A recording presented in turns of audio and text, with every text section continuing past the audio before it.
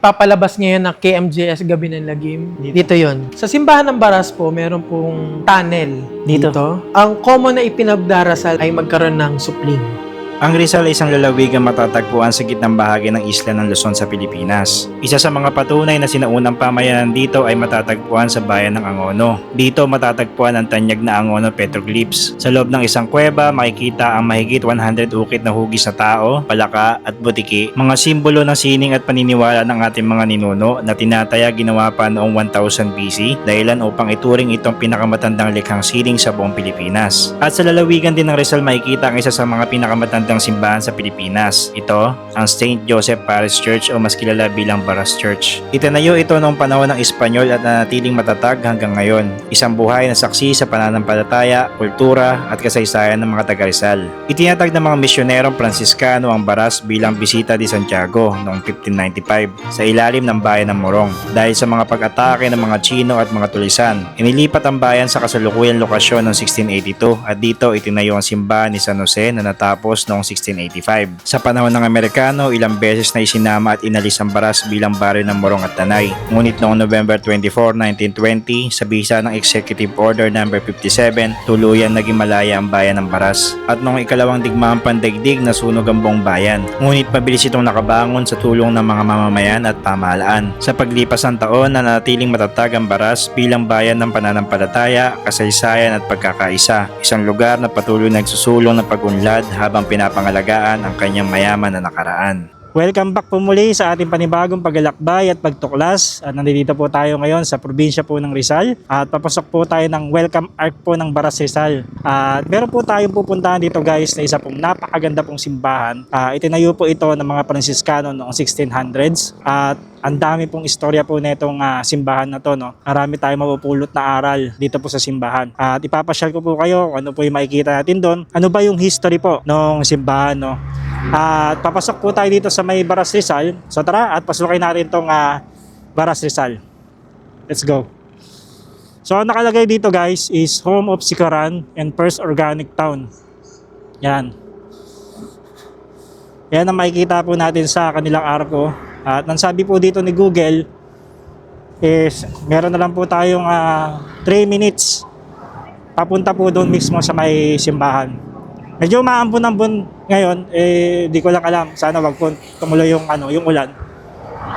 Time check tayo, 12:36 ng tanghali. Tapos dito po sa may kaliwa, makikita po natin yung mismong munisipyo po, no, mismong Baras Rizal. Kaya po, sa kaliwa po yan. Napakaganda rin po ng pamahalang lungsod dito ng pamahalang bayan ng Baras Rizal. Pagdating pala doon guys sa mismo simbahan, meron pong sa ating magga-guide.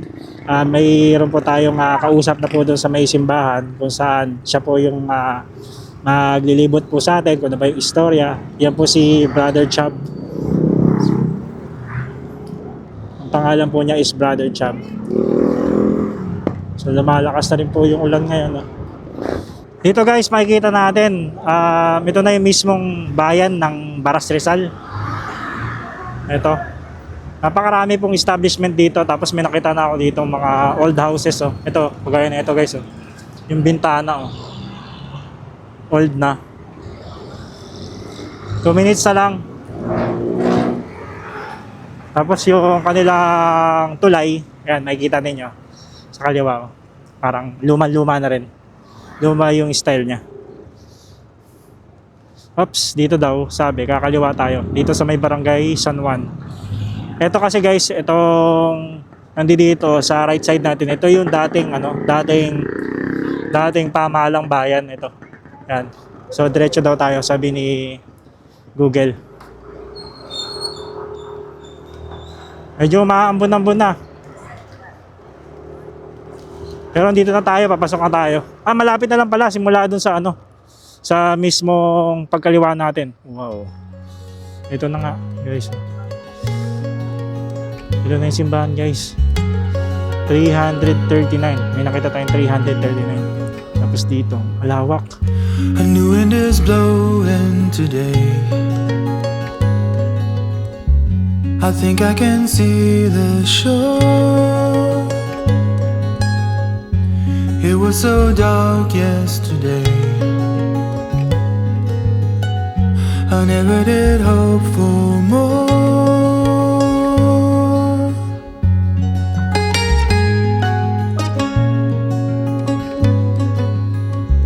And don't know what came over me the moment you caught my eye. I was alone on the sea, but never did find out why. Okay guys, dumating na tayo dito sa may mismong St. Joseph Parish Church, or kung tawagin po is Baras Church. At ito po yung makikita natin dito. Yan. Ito po yung harapan niya. May nakalagay doon is 339. Ibig sabihin yan is 339 years na itong simbahan. Bali sa harap ng simbahan, no, is makikita itong napakalawak po na parang ano siya, mini plaza. Tapos dito is may makikita tayo na stage kung saan possible dito sila nag ano ng mga occasion nila pag may mga event. Bali inaantay ko lang si Brother Chad, yung ating mismong mag-iikot sa atin dito sa simbahan.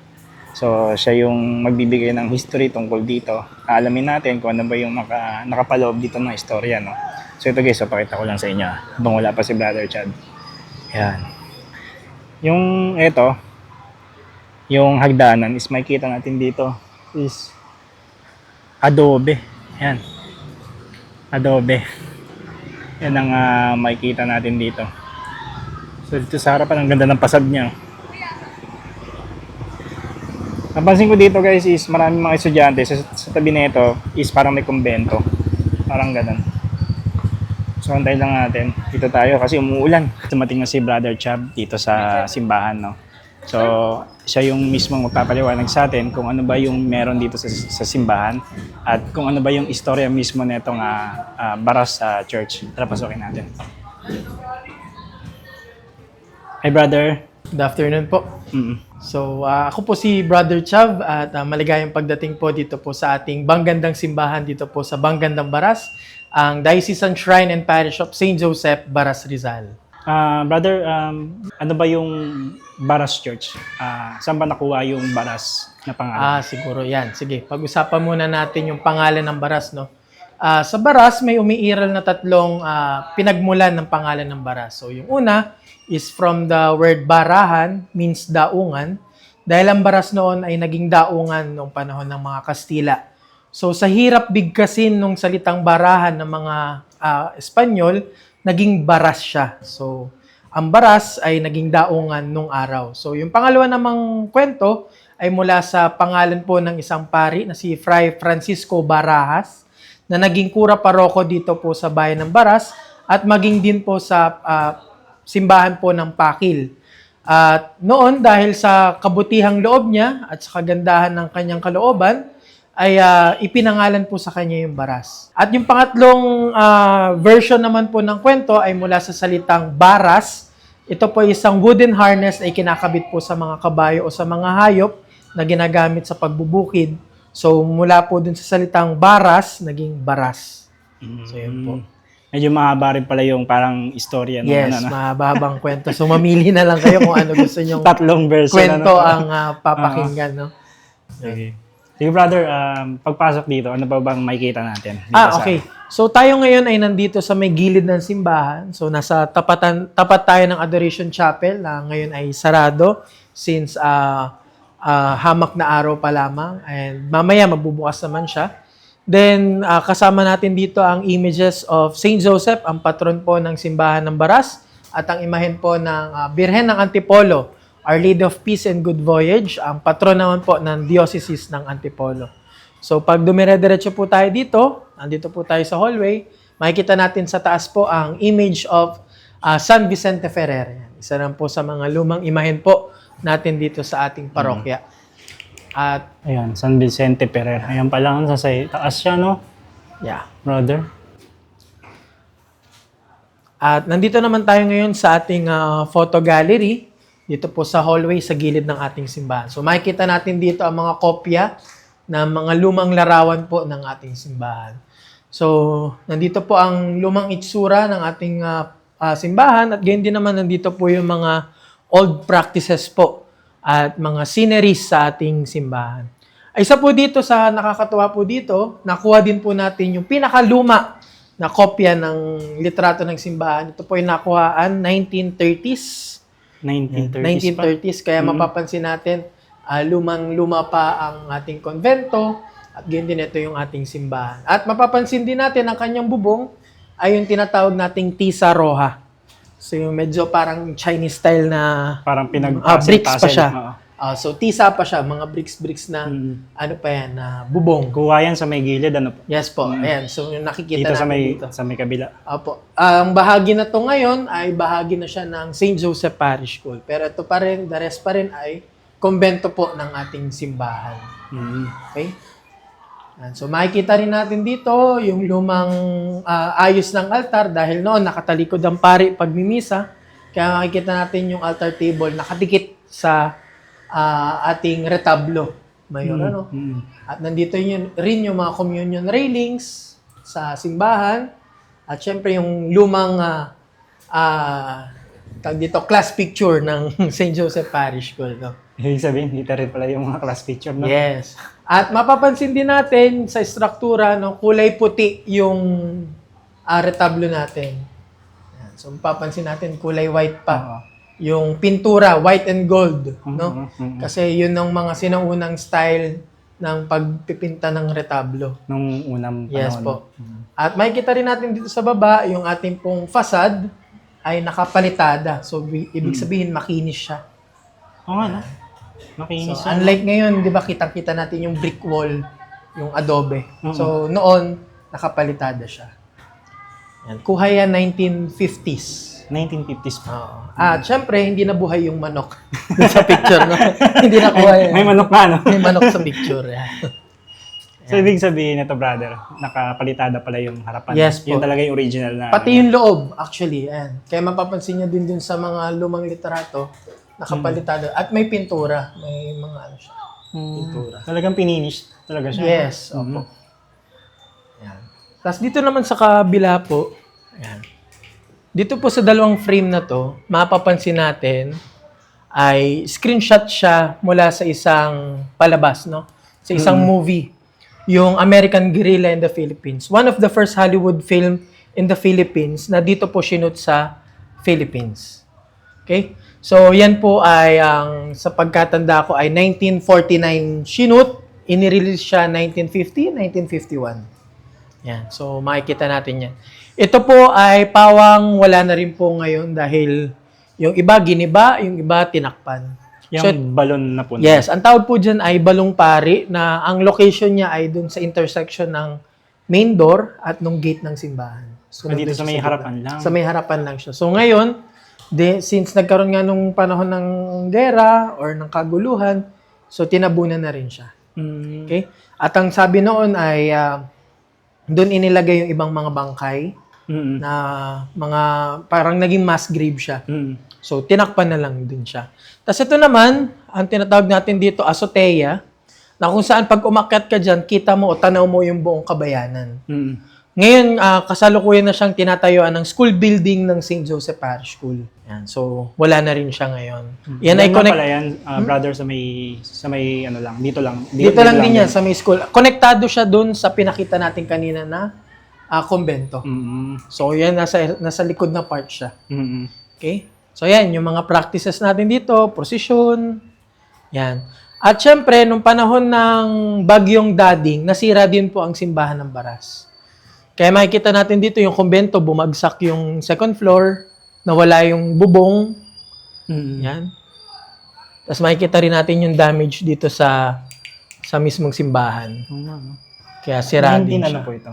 1960s, 1970s, Bagyong Dading. Talagang puruhan po talaga. Yes, talaga na puruhan. So, nagsama-sama pa rin ang mga taga-Baras, nag-ipon-ipon para mapagawa pa rin ang simbahan. At syempre, isa sa mga tradition din nung araw, yung picture taking muna bago ang libing. Oo nga, So, no? makikita natin. Ayan, no? Oo nga, nakabukas talaga yung... Yes. Tapos ito yung sinaunang kabaong. Gawa lang siya ng crepe paper. Oo nga, no? Yan. Kaya nauso yung kasabihan na bawal magpukpok sa gabi. Dahil gumagawa ka daw ng kabaong. Ay. Dahil nung araw, kapag may namatay, kapitbahay lang yung gumagawa ng mga kabaong. Mm-hmm. So kahit gabing-gabi, gumagawa sila ng kabaong para dun sa namatay nilang kapitbahay or kamag-anak. Yan. So hanggang sa naging kasabihan na siya na bawal magpukpok sa gabi dahil either daw nagtatawag ka ng kamatayan o gumagawa ka ng kabaong. Yun yung kasabihan ng Nakakilabot. pero syempre, dahil tayo Kasabihan Katoliko, lang, hindi tayo naniniwala sa pamahiin, pero dahil nga nakaugat sa mga Pilipino yung mga kasabihan, may mga naniniwala, may mga nagpra-practice ng ganon. Pero syempre, naniniwala pa rin tayo sa iisang Diyos na may kakayahan sa lahat. Kaya medyo hanggang pamahiin lang siya. Ano? Yan. So kapag dumiretso pa tayo dito, ito pa rin ang hallway. Ito po naman ang pataas naman niya ng konvento, which is Ito ba yung, opo, yung kanya... tirahan po ng pari natin. Opo. Tapos dito naman po yung temporary nating opisina muna. Dahil magpapagawa po tayo ng panibagong opisina na nakaayon pa rin naman po sa itsura ng simbahan sa may harapang bahagi po nito. So, yan. Konbento. Yan, konbento. Tirahan po yan ng pari natin. Okay? So, dito naman po, meeting hall. Na nung araw po, yan po ang nagiging sacristy or tabihan ng mga gamit na ginagamit po sa misa. Opo. So, mamaya pwede po natin yung pasukin. Opo. Sige. Ito muna tayo sa loob. Nandito po tayo ngayon sa loob. Kung kanina po, di ba, nabanggit ko na nasira po yung bubong ng Bagyong Dading, 1960s, 1970s. Ito na po yung naging dahilan kung bakit hindi na po ibinalik yung kisame. So, nakikita na po natin ngayon yung mga trusses at mga trusses po natin. Nagawa po yan sa Nara, Camagong, Maulawin Woods, na kung saan po hindi po siya tinatablan ng pako. So, lahat yan ay ginamitan ng wood joint method na kung saan yung bubutasan yung kahoy, saka siya ipapasak sa isa pang kahoy. Pero syempre ngayon, may mga suporta na siya ng mga bakal para just in case, wag naman sana, ay maho-hold pa rin intact yung mga kahoy po natin. Yan. Kaya may talaga, sir, original po yung mga yung mga yes, kahoy original na pa rin po yung mga kahoy na yan. Pero syempre yung mga chandelier po natin, hindi na yan original. Pero itong nasa gitna natin, luma-luma na rin po, year 2000. Yan. Nagkaroon po tayo ng chandelier na ganyan. TV pala, no, sir? No? Yes po. At bukod syempre sa kisaming nawawala na pinapakita natin, mamaya may mapapansin kayo dyan, mga lumilipad-lipad, bukod sa mga ibon, yun yung mga paniki. May mga paniki. May mga paniki dito. Pinamamahayan na rin pala siya ng yes po. paniki. Mapapansin natin mga nakalawit-lawit lang yan dyan. Yan. So, dito sa Baras, parang naging ano na rin siya, natural habitat dito ng mga paniki. So, tuwing alas 6 ng gabi, umaalis sila ng simbahan, pupunta sa kabayanan, pupunta sa mga puno, kakain ng mga bunga. Ayan, yun yung mga daily practices nila. At babalik sila ng alas 6 ng umaga naman dito sa simbahan para magsimba. Hindi, joke lang. Ganun sila kababait. Pero kasi ang mga paniki kasi, nocturnal animal. So, tulog sila sa umaga, gising sa gabi. So, kaya sila bumabalik dito ng umaga para naman magpahinga dahil nga naman takot din sila sa liwanag or sa araw. No? Ibig sabihin, brother, talagang dito talaga yung kanilang bahay. Parang ito na yung naging bahay talaga nila. Naging natural habitat na nila. No? So, madaming panahon na rin na sinubukan silang alisin dito, bugawin, pero bumabalik at bumabalik talaga sila dito. Tingnan natin kung makahanap tayo ng Ngayon, hindi paniki natin ngayon. nakita. Wala pa siguro. No? Nandun sa harapan ng mga paniki. Andun sa harapan. Apo, ayan, mamaya makikita natin yan. Okay? So, yan. Nakikita natin ngayon yung retablo mayor at ang mga retablo menores. Pero bago yon yung ating adobe walls muna. Okay. So, brother, di ba kanina, napag-usapan natin, nakapalitada siya, nakakinis. So, there was a time, nagkaroon ng pari dito na pinatiktik niya yung palitada para lumabas yung kalumaan ng simbahan. So, nakikita na natin ngayon ay ang mga adobe stones. Yan. At Malalaki, yung, no? Brother, yes, no? Malalaki, opo. no? Napitan nga natin. Malalaki siya. Malaki yung ano niya kumpara sa ibang ano. Yes. Yun, no? Then imagine Ang pa yung kapal niya sa loob, no? Yan. So, ang ating mga ginamit dyan is adobe wall or adobe stone.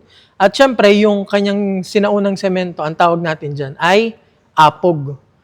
Sa Ito po, Apog lumang ng- semento yan. ng egg. Yes, it's a mixture of limestones, egg whites, egg shells, yips na kung saan pinag-halo-halo, nakabuo po ng sinaunang semento. Sabi nila, meron isa ditong pumunta na parang historian ata siya.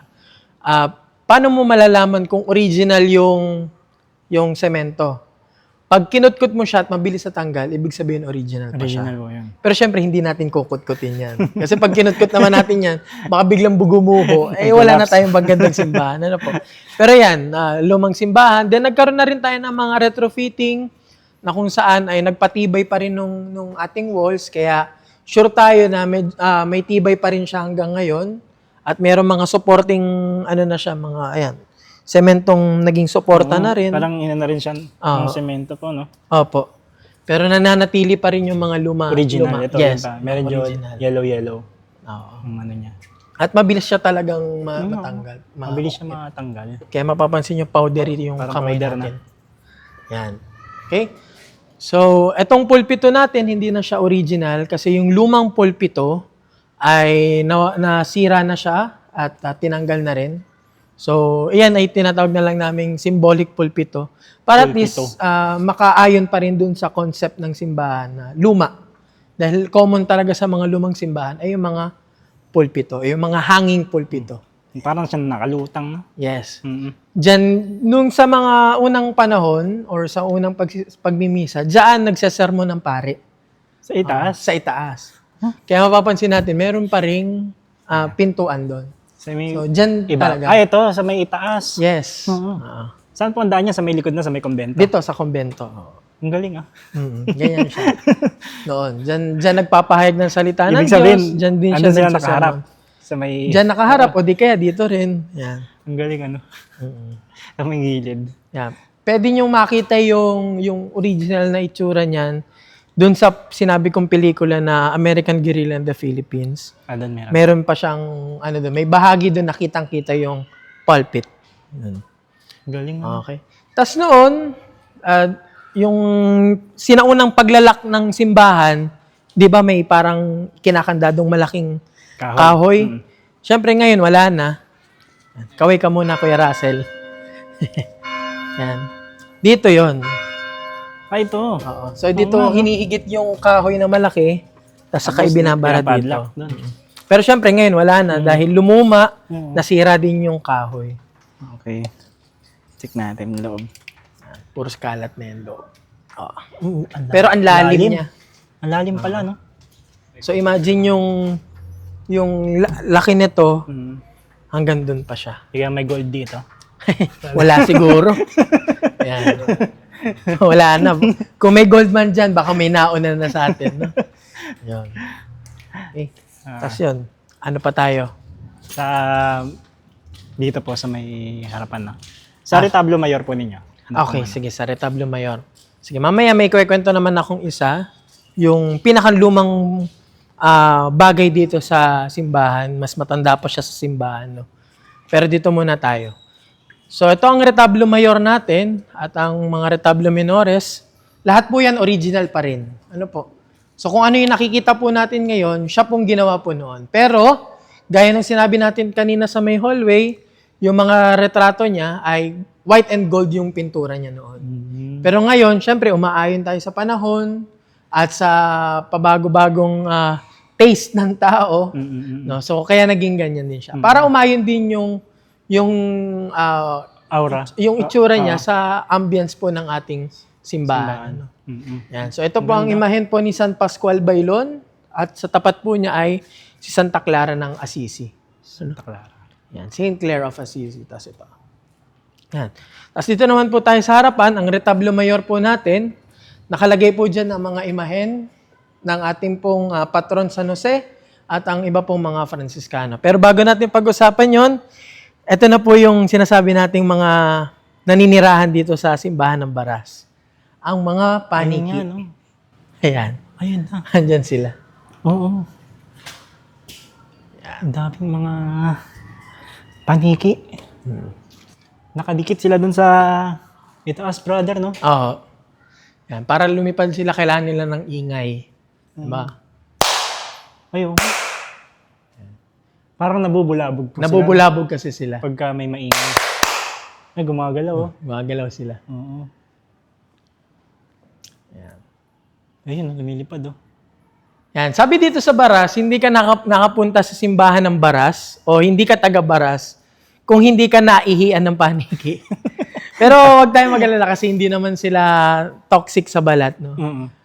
Sinasabi nga nila, blessing daw yan. So, pag naihiyan, hingi pa ng isang blessing. Pero in fairness, brother, hindi siya, hindi mabaho yung... Hindi siya ganun Hindi kabaho. Pero may amoy na panghe, pero hindi siya ganun ka sobrang kabaho. Pero ako, wala akong naamoy, eh. Oh. Wala akong naamoy na... Parang Yun lang nga nagiging challenge din dito, yung linis niya. Kasi, kaya laging merong plastic dito sa table, Ay, oo nga, eto. sa altar natin. Ayan. Gawa ng dumi ng Ito mga na, paniki. yung mga Yan. Ito. Pakita natin. Ito na siya. Yung mga dumi ng paniki. Kaya pala may po yun, no? May mga takip-takip May mga din. takip. Okay. Tapos, itong retablo natin, original pa rin yan. So, yung nakita natin kanina sa lumang picture, di ba? Parang white siya and gold. So, lahat ng mga imahen po na nandyan ay original pa rin po, maliban dun sa isa. Yun nandito po sa ating, pag nakarap po tayo sa retablo, upper right, yung mapapansin nyo, siya Upper lang yung right. chubby. Yan, siya lang yung hindi kaporma ng mga nakaikot na Franciscan. Kasi, yung original po niya ay nanakaw year 2000. 2,000 Yes, 2,000 lang. Ito lang nga nakaraan. Ibig sabihin, pumasok talaga dito yung Opo, pumasok dyan sa may bintana, according dun sa police report, nilagari yung bintana, pumasok dito, tas dito dumaan palabas. Ano meron sa... Di natin alam, pero dahil siya nga isang lumang imahen, kaya napag-interesan. Pero of all the images, di ba, bakit siya? Kasi siguro dahil din sa size niya, maliit lang din, kaya easy to mabilis access. na makuha. At siya lang din yung, bukod din sa mga imahen, yung mga nasa taas na images kasi, siya lang yung may hagdanan, paakyat. Mamaya pwede nating akyatin siya. So ngayon, dahil sa effort pa rin ng mga Baraseño at mga nanunungkulan noon, ay nagpagawa ng bago, at yun yung hanggang ngayon nakasama pa rin natin. Hindi na po na-recover yung Hindi na na-recover. Hindi na. Pero malay natin sa mga susunod na panahon, sana mabalik sa atin. Meron po kayong pinaka-original na Na image. Image, Ngayon, hindi pa, mga malalabo lang din kasi, gawa ng malalayo yung kuha. Diba, alam naman natin ng panahon na ang laging kukuha, magkakasama silang lahat. Walang solo picture. Tapos, ayan, original pa nga yan. Ang nasa taas nating imahen ay ang imahen po ni Santa Elena at ang kanyang anak na si Emperor Constantino. Dinidepict po niya yung pagkakatagpo ni Santa Elena ng Krus ni Cristo. Yung original cross. nasa itaas. Yan. At pinapakita rin niya na hitik dito yung tradisyon ng Santa Cruzan. So, Dito mismo. yes, dito sa Baras. At iilan lang, ang alam ko, 2 lang sa Pilipinas, ata, ang merong ganyang imahen ng Santa Elena sa retablo mayor ng simbahan. So, isa po ang Baras doon sa may ganyang imahen. At sa baba po niya, imahen po ng mahal na patron Señor San Jose, at sa kabila po niya, imahen ng San Diego de Alcala, at ang kabila naman po ay San Antonio de Padua. Sa baba naman po, ang imahen ng Immaculada Concepcion, at sa kabila po ang patron ang founder ng Franciscan Order na nagtatagpo ng simbahan, San Francisco de Assisi, at sa kabila naman po ay si San Pedro Bautista.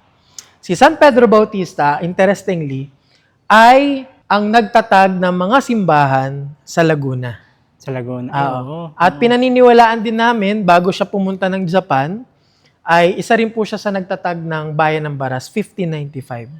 So, itong mga nasa paligid ng Laguna de Bay, ay si San Pedro Bautista ang isa sa mga nagtatagpo. Hanggang Los Baños. Yan. So makikita natin sa record Sa nun. record meron eh. Yeah, si San Pedro Bautista. Sa rin po, siya yun. sa Longos. Yes, sa Salongos. Isa rin siya isa sa rin sa Longos. nagtatag nun. Yan. Meron tayong image ni San Pedro Bautista. Yan. Talagang meron talaga siyang record. Ano? Yes, opo. So, gusto niyo pong umakyat tayo? Tara. Tara po. So, dito naman po, kami naman po ay nagpapaakyat sa image ni St. Joseph. Ayan. So, bago natin tayo umakyat po, yung sa simbahan ng Baras po, meron pong tunnel. So, ang alam ko, ang Longos, meron pong tunnel. May tunnel din po. Opo. Ang Baras din po may tunnel. Pero, sa ngayon, dahil verbal, lang din siya, nagiging verbal history lang, and wala pa ako, personally, wala akong alam na exact document na nagsasabi na kung saang bahagi ng simbahan nakalagay yung start point ng tunnel. Pero, according to our historians din dito sa simbahan, it's either dito po, dito, or dito po sa likod ng altar. Ang alam ko po sa Longos, likod eh. Likod po. Apo. Sa Longos. Pero nandito lang po siya sa point na to, sa area na to. Yung ating pong tunnel. At ang endpoint po niya, doon sa may gulod, dito pong kalapit na gulod ng simbahan. So sa ngayon, visible pa po yung end tunnel, pero meron na po siyang tubig. So hindi na rin siya napapasok. Pero makikita pa rin yung tunnel doon. Buong-buo po siya, square pa rin siyang ganon. Talagang meron? Yes po, meron talaga. Meron talaga. Mhm. Na kung saan, according to legends din or histories, nagiging takasan ng mga sinaunang mananampalataya. Dahil alam naman natin, lalo na during Japanese regime, 1940s, mga ganun. mga 1940s, di ba pinapatay yung mga, it's either pinapatay, hinuhuli yung mga nagmimisa or whatsoever. Yun yung nagiging takasan nila. Possible dito. Oo, ang possible tunnel. dito. Or sa likod. Sa likod. Na ngayon tinakpan na lang din. Okay po. Yun nga, may mga naano rin po ako sa research ko. Ito raw kasi maraming mga lagusan, iba-iba raw yung mga lagusan para makakonek yung mga tao dito sa simbahan. Iba-ibang mga lagusan niya. So dito naman po sa likod niya ay ang paakyat po sa likod ng image po ni St. Joseph, ng patron po. Okay po. Sige, akyat po tayo. Apo. Sige, akyatin natin. Ito original din. Parang hindi na rin Parang po. hindi na. Kasi dun sa mga lumang pictures, walang hagdan yung likod. Ito. Wow. So si St. Joseph po, mataas din ang pagpapahalaga po ng mga taga-Baras kay San Jose. Dahil bukod sa siya ang patron, ay siya rin yung parang nagsisilbing gabay at bantay ng mga taga-Baras. No? So siguro, ikwento ko na lang din yung isang miracle na may nagpatotoo. During Japanese regime, nag-aklas ang mga taga-Baras sa Laguna, papunta sa Laguna. So ngayon, may mga natira dito, nagtatago, tapos according dun sa kwento niya, siya ay nagtago sa kakahuyan or sagingan dito sa Baras. Nananalangin siya, nagdarasal, na sana hindi siya makuha o madakip ng hapon. Tapos yung asawa din niya, nananalangin. 9 na araw siya nanalangin. Tapos, kada daw may dadaan na sasakyan ng hapon, nagtataka siya bakit hindi dumediretso dun sa pinaglulugaran niya o pinagtataguan niya. Tapos, according sa accounts, meron daw isang matanda na nagtataboy sa mga hapon. Isang matanda na naka-green. So, pinaniniwalaan si San Jose yung nagtataboy dun sa mga hapon para hindi makita yung mga nagtatagong taga-Baras dun sa sagingan na yon. So, di ba, alam naman natin, ang sagingan, mabilis mo lang din makikita kung may nagtatago o wala. Pero doon sa himalang yon, sinasabi na si St. Joseph daw, yung nagtataboy doon sa mga hapon na yon. Yon. Tapos meron din naman, may mga kwento, si St. Joseph daw, nakakatulong sa kanila sa pagpapagaling, sa healing, o di kaya, isa naman doon yung kwento ng, meron dito sa Baras, parang nitong mga nakaraan lang yung years, 2017, 18, mga ganun lang. Nagsimba siya dito, taga Sambales siya. So, nagdadasal siya, nananalangin. Ipinagdadasal niya ay makahanap siya ng kanyang magiging forever or mapapangasawa. Okay. Luckily, pagbalik niya po dito sa Baras, parang after 3 years, 4 years, bumalik siya dito sa Baras, magpapakasal na.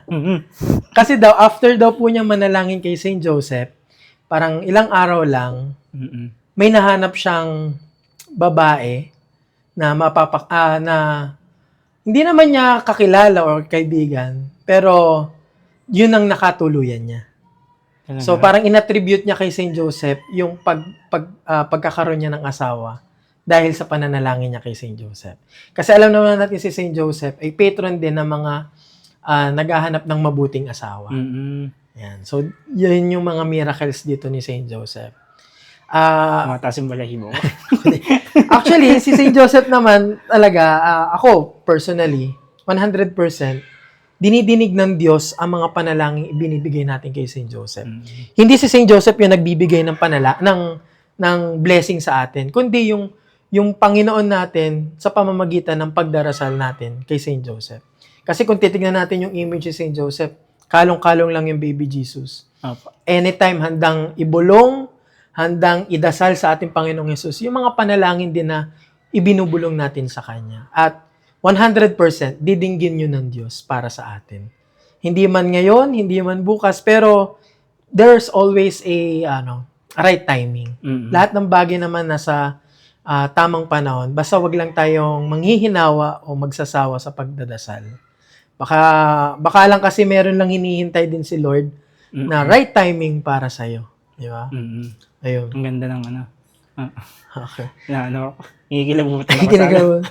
And siguro last na lang din, isa sa mga practice namin dito sa Baras, kada fiesta ni Saint Joseph o di kaya magkakaroon kami ng karakol o tromba. Yung karakol namin every March 19, fiesta niya.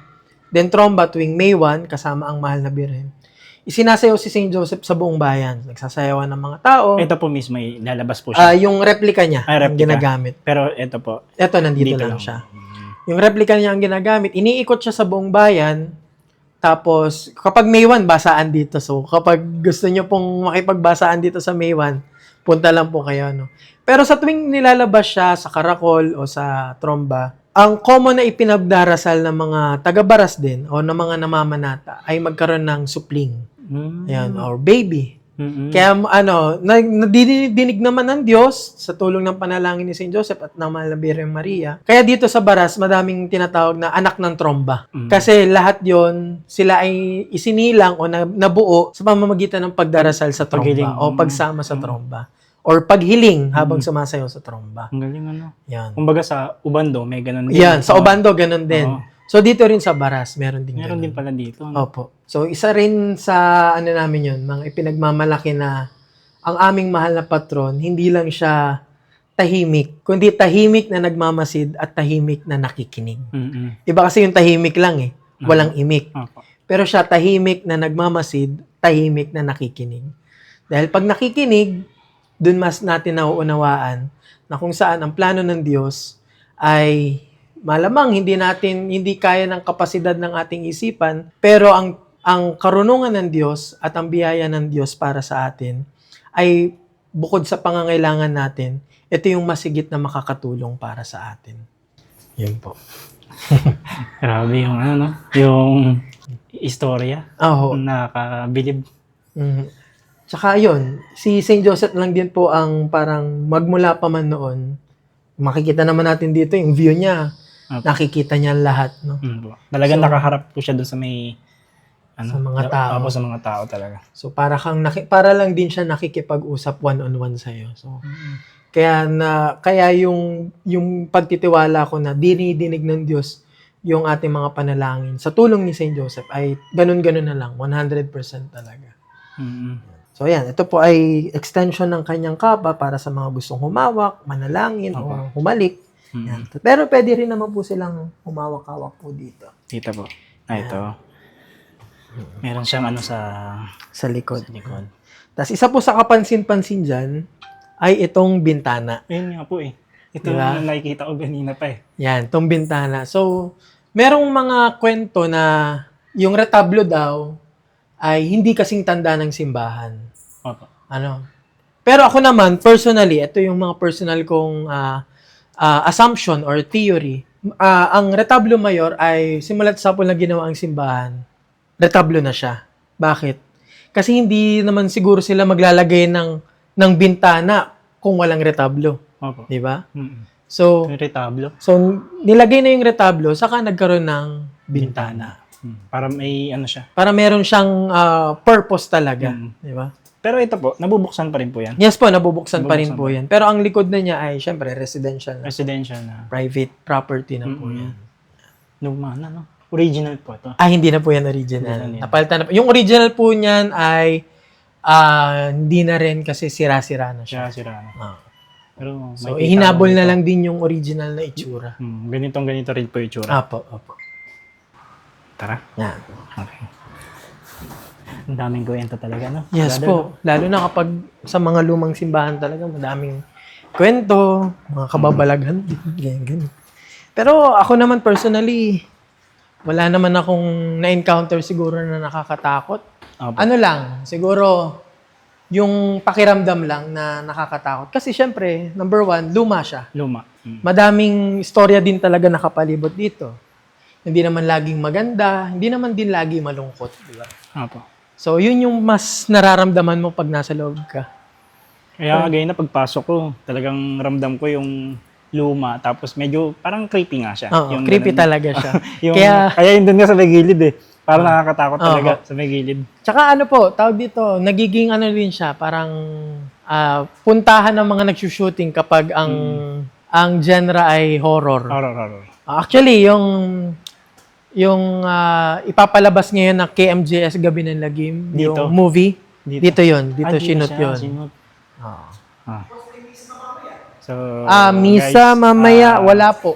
Yun. Wala po. Dito rin pala yung kay MJS na Gabi ng Lagim ngayon, 2025. Dito, nag-shoot sila Ma'am Jessica. So, Ma'am Jessica, opo.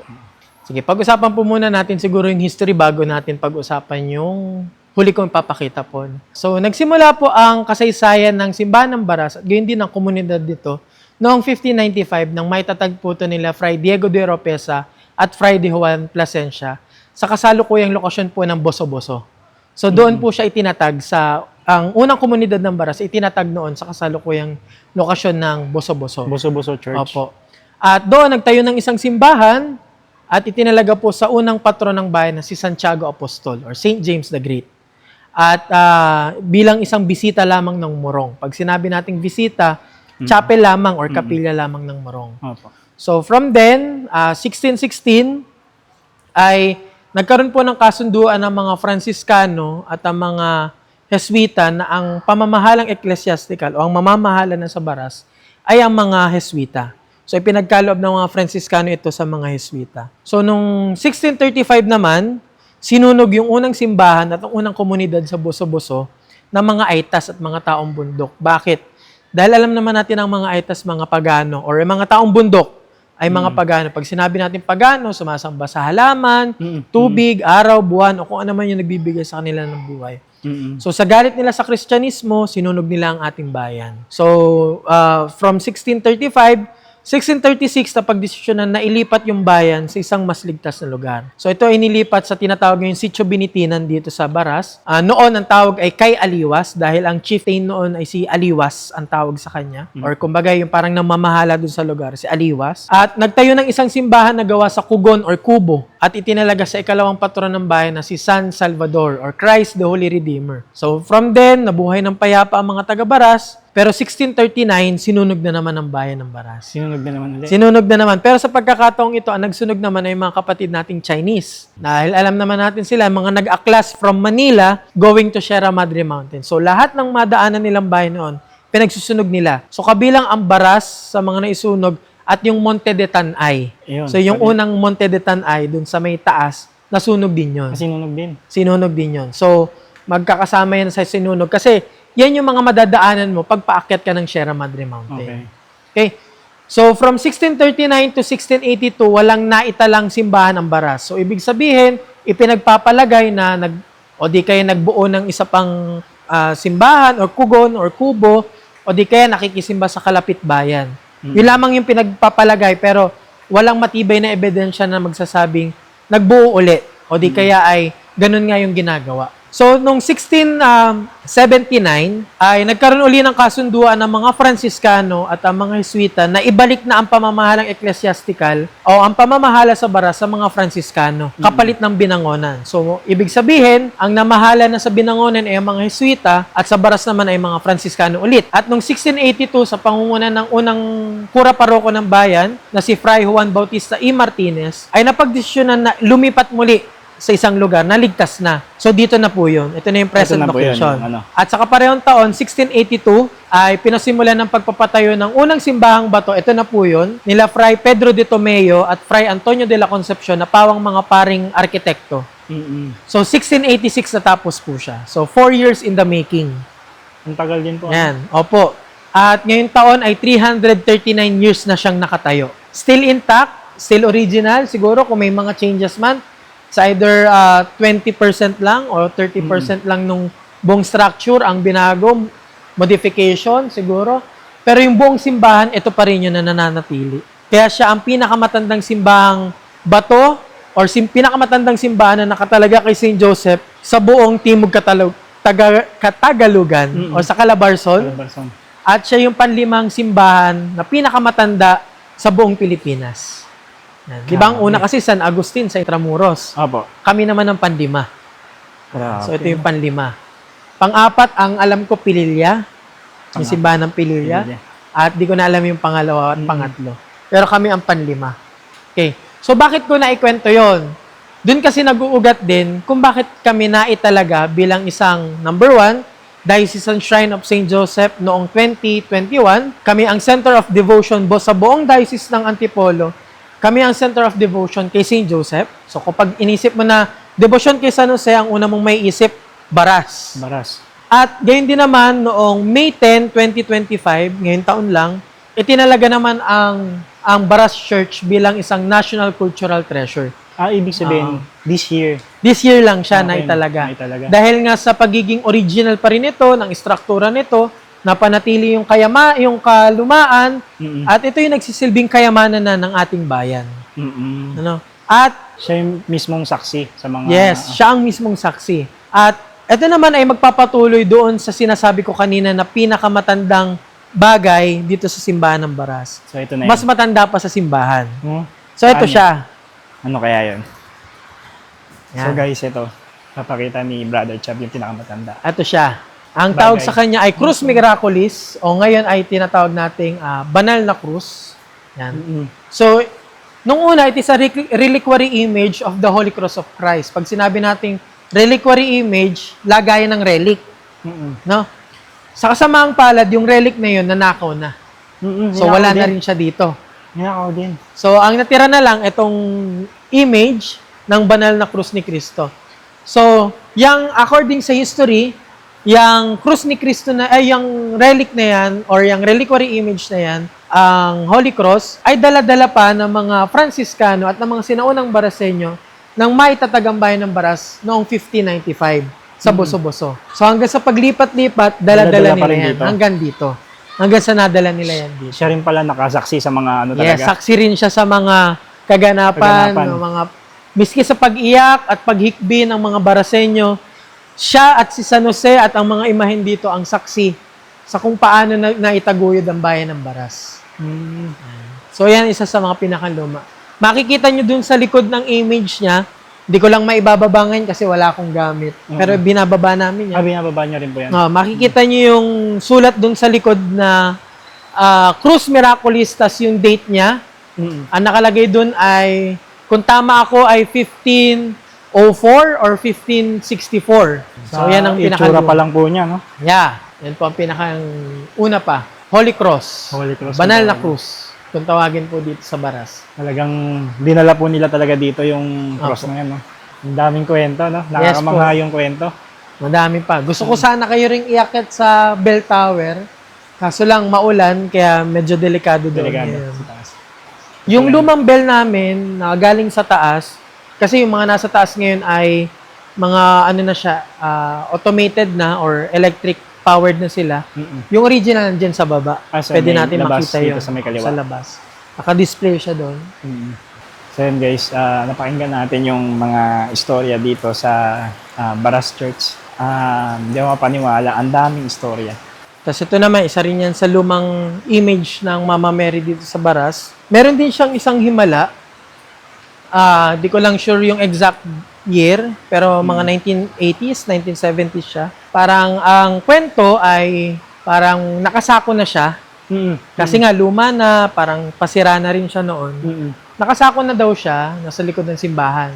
So merong isang taga-Taytay, matandang taga-Taytay, na pinagpakitaan sa panaginip ng mahal na birhen. Siya po. Ang sabi lang dun sa panaginip ay, puntahan mo ako sa Baras, sa likod ng altar, nakasako ako.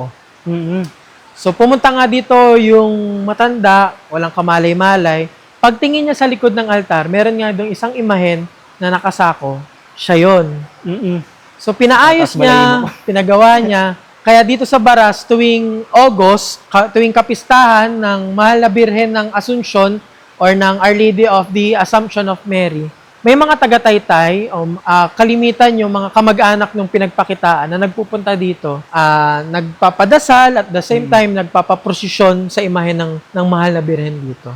Siya ang imahen ng Mahal na Ina ng Diyos na kung saan ginagamit din siya sa imahen bilang Birheng Alegria, tuwing kapistahan ng kapanganakan ng Mahal na Birheng Maria, at ganyan din nga tuwing pag-aakyat sa langit sa Mahal na Birhen, at tuwing January 1. Siya rin yung imahen ng Mahal na Birhen na kasama ng Patrong San Jose kapag ilalabas siya ng kapistahan niya tuwing March 19. So, maraming okasyon na siya ang ginagamit naming Mahal na Birhen. Siya po mismo yung nilalabas. Siya yung inilalabas mismo.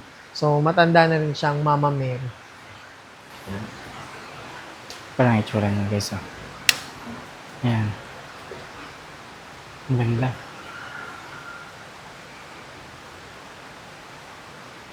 Ayun. So, yung damit niya, luma na rin yan. Ito po, luma na. Luma na rin yan. Kaya makikita yung lumang style ng pagdadamit para siya nakaipon. Talagang na gano'n siya. Nagpanaginip talaga siya, no? So, yun, guys. Narinig natin yung mga dito, mga istorya. Grabe. Wala akong masabi. So, brother, ayun. Sa huling natin, invite nyo na lang po sila kung gusto po nila pumunta dito sa, Okay po. sa Baras Church. Sige po, kayo po ay malugod naming inaaniyahan na magtungo, magnilay at manalangin dito po sa ating Banggandang Simbahan, dito po sa Banggandang Baras, ang Diocesan Shrine and Parish of St. Joseph, Baras Rizal. Halina't tuklasin ang himala at gayon din ang makulay na kasaysayan ng simbahan ni San Jose at ng simbahan ng Banggandang Baras. Okay guys, palabas na tayo ng simbahan, no? At marami na naman tayong natutunan sa pagpunta natin sa isang lumang simbahan dito sa May Baras. At maraming salamat po sa mga nanood dito sa ating episode. At kita-kits pong muli sa ating susunod na adventure. Salamat po sa suporta. Bye-bye! It's been a long time, but I remember it well. Just like the photo we keep on the shelf. Oh, we were young. Oh, we were young. Now 10 years have passed and we're still locked in time. I don't take for granted the years that go by. Started with a gaze, here we remain. All of the moments collected in time, perfectly bound like your hand fits in mine. Lucky to find what we're both looking for in this life. My heart is aching, but somehow